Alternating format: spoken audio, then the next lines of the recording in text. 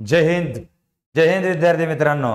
या ठिकाणी मी उत्तम गोरे तुमचं सहर्ष स्वागत करतो आपल्या हक्काचा प्लॅटफॉर्म एमपीएससी चॅलेंजर्स वरती.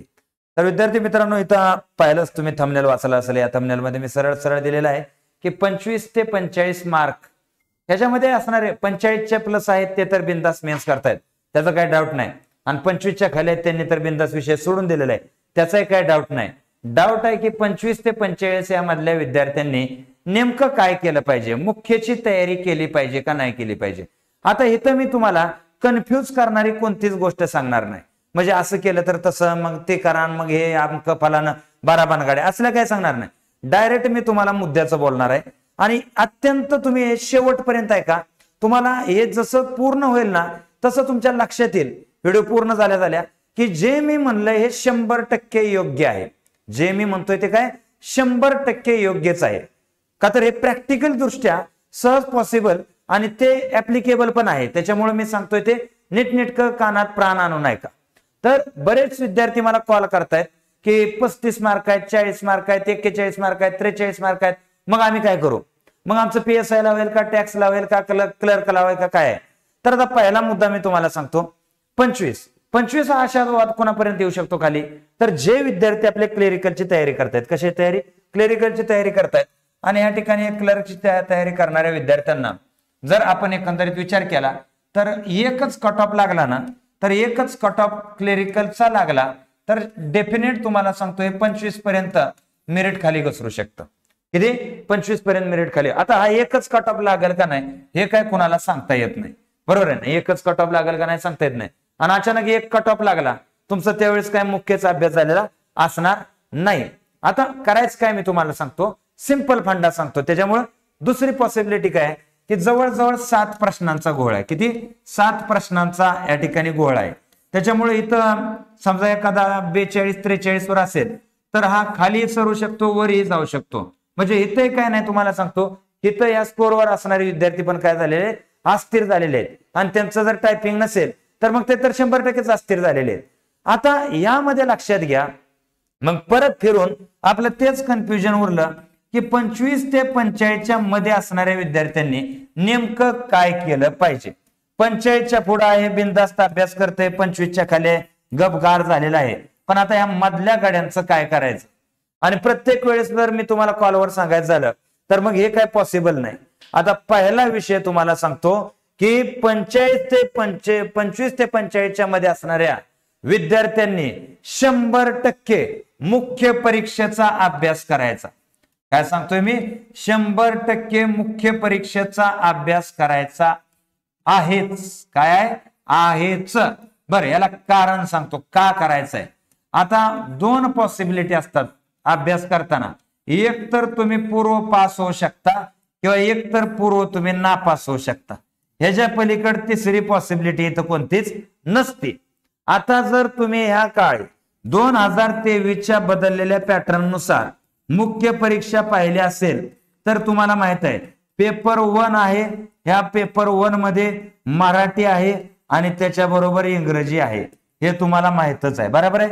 त्यानंतर पेपर 2 जे आहे या पेपर 2 मध्ये जीएस आहे आणि जीएस मध्ये गणित बुद्धिमत्ता आहे, त्याच्याबरोबर आपण पाहतो राज्यघटना आहे, त्यानंतर इतिहास आहे, भूगोल आहे, म्हणजे इतिहास म्हणजे समाज सुधारणा आहे, त्यानंतर अर्थशास्त्र आहे. अर्थशास्त्रात थोडस परिचय आणि त्याचे चॅप्टर वेगवेगळे आहेत, पण एवढं काय लय बाव करण्याचा मॅटर नाही.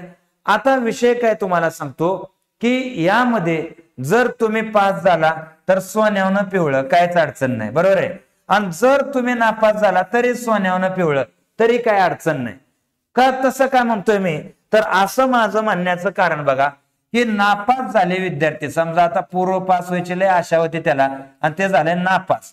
आता नापास झाल्यानंतर ते काय करेल की आता आपल्याला माहित आहे की 75,000 जागा सरळ सेवेच्या सुटणार आहेत, असं सध्या बोबाटा आबाटा आरडावारडा सुरू आहे. बरं, 75,000 नाही सुटल्या तर काय ना काहीतरी सुटून जातील, त्यामध्ये काही शंका नाही. दुसरा मुद्दा 2024 आहे, इलेक्शनचं वर्ष. आणि 2024 मध्ये इलेक्शन होणार आहे जून महिन्यामध्ये.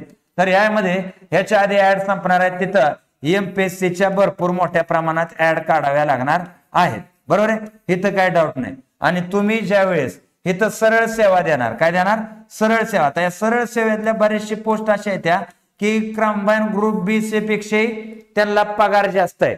अशी बरीचशी पद्धतीत आहेत तुम्हाला सांगतो. आणि त्याचा विषय काय सांगतो, 4 घटक ते जे आले सरळ सेवेचे. मराठी आला, बरोबर आहे, तो तुमचा मुख्य मध्ये होऊन गेला. इंग्लिश आला, तो तुमचा मुख्य मध्ये होऊन गेला. जीएस आला, तोही मुख्य मध्ये होऊन गेला. आणि गणित बुद्धिमत्ता आलं, तेही तुमचं मुख्य मध्ये होऊन जाते. आणि यामध्ये काय झालं की समाधान कशाचं आहे, की उद्या यातून तुम्ही नापास व्हायचं वाटलं, पास झाला तर ते मुख्य देत आहे आणि सरळ सेवा देत आहे. म्हणजे ही पॉझिटिव्ह गोष्ट झाली.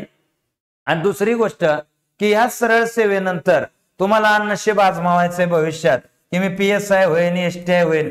पूर्वी कसं असायचं की पूर्वी समजा हे PSI ची मुख्य परीक्षा आहे तर त्याला कायदे वाचावं लागायचे. काय करायचे, कायदे वाचावं लागायचे. समजा टॅक्स असिस्टंटची परीक्षा आहे तर त्याला वेगळं पुस्तक पालन आणि लेखाकर्म अशा प्रकारचे. मग या विषयांचं काय व्हायचं, हे विषय कुठंच कामी येत नव्हते तुमचे, हे विषय कुठंच कामी येत नव्हते. पण ह्या वर्षी बदललेल्या पॅटर्नमुळं हे विषय तुम्हाला ना पुढच्या वेळेच्या कंबाईनला कामी येऊन जात आहेत.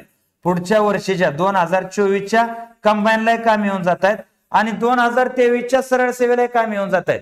म्हणजे डबल बेनिफिट आहे तुमचा इथं. काय डबल बेनिफिट आहे. म्हणून इथं काडीचाही तुम्ही मनात असं आणू नका की 35-36 वर आहे मी काय केलं पाहिजे. तर 35 आता बघा मेंटॅलिटी जर तुम्ही मुख्यची ठेवली तर तुम्हाला हे ज्या IBPS TCS पॅटर्नच्या परीक्षा आहेत त्या सहज निघून जातात. त्याला फक्त काय एक तिकडचे प्रश्न सोडवून घ्या, IBPS TCS चे असतात ते. आणि इकडं काय आहे की गेल्या वर्षी जरी एखाद्याला प्रश्न विचारला असता आणि ते PSI होणार का नाही होणार, ह्या राड्यात ते काय कायद्याचा वेगळा अभ्यास. आता काय लोक बोंबालते ते कायदे आले पाहिजेत, पुस्तक पालन आलं पाहिजे. कशाला आलं पाहिजे, उलट हे बदललेलं पॅटर्न चांगलं नाही होय का. तर या पॅटर्नमुळं तुम्हाला सगळ्याच बाजूला फायदा होतोय. कंबाईन कड फायदा होतोय, सरळ सेवेकडे फायदा होतोय, राज्य सेवेकडे फायदा होतोय. तोटा ह्या सिलेबसचा काहीच नाही. म्हणजे एकमेव सिलेबस एवढा केल्यानंतर बऱ्याचशा परीक्षांसाठी तुम्ही चांगल्या रीतीने पात्र राहताय. बरोबर आहे. बर आता बघा एवढं सांगितलंय मी, तर आपली कंबाईन ग्रुप BC ची मुख्य परीक्षेची बॅच 1 जूनला सुरू होती. आता मी त्याच्यासाठी नाही सांगितलं तुम्ही मुख्य करा, पण मी सांगतोय की तुमचा प्रयत्न कोणाला करायचा असेल तर माझ्याकडे आल्यावर अजून मी सोपं करून देईन.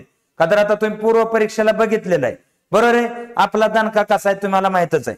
तर त्या संदर्भात जर बॅच लावायची असेल तर तो 88 30 56 80 81 या नंबरवर कॉल करा आणि डिस्क्रिप्शन मध्ये आपल्या ऍपची लिंक दिलेली आहे, तिथं जाऊन डाउनलोड करा. आपला टेलिग्राम पण जॉईन करा, तुम्हाला सांगतो त्याच्यावर नवनवीन अपडेट येत असतात. आणि अजून एक महत्वाचा तुम्हाला सांगतो विषय काय आहे की ह्या एक्झामचे कट ऑफ किती लागतील त्या संदर्भाचा जो व्हिडिओ आहे तो या ठिकाणी डिस्क्रिप्शन मध्ये त्याची लिंक मी टाकलेली आहे. तो व्हिडिओ पण बघून घ्या.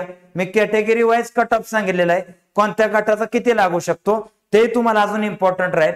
आणि दुसरा मुद्दा की कंबाईन मुख्य आणि राज्यसेवा पूर्वसाठी आणि ह्या सगळ्या सरळ सेवांसाठी जो महत्वाचा विषय पर्यावरण. तुम्ही बघितलं असेल IBPS TCS ला पर्यावरण भरपूर विचारलं आणि कंबाईन मुख्यला आता पर्यावरण आलेलं आहे आणि राज्यसेवेला पर्यावरण आहेच आहे. तर ह्याचे व्हिडिओ आपल्या GS बाय उत्तम गोरे डिस्क्रिप्शन मध्ये ऍपची लिंक आहे, त्यावरती मी विद्यार्थ्यांना मोफत ठेवलेले आहेत. कसे ठेवलेले आहेत, मोफत व्हिडिओ ठेवलेले आहेत. तर ते व्हिडिओ तुम्ही बघून घ्या, चालेल. तर या ठिकाणी बिनधास्त मन मोकळेपणानं, मनात काय शंका न आणता, मेरिट किती लागल नाही लागल त्याला कशी काढी लागल याचा विचार न करता तुम्ही मुख्य परीक्षेचा अभ्यास कराच. ओके, ठीक आहे. तर या ठिकाणी मी थांबतो. जय हिंद, जय महाराष्ट्र.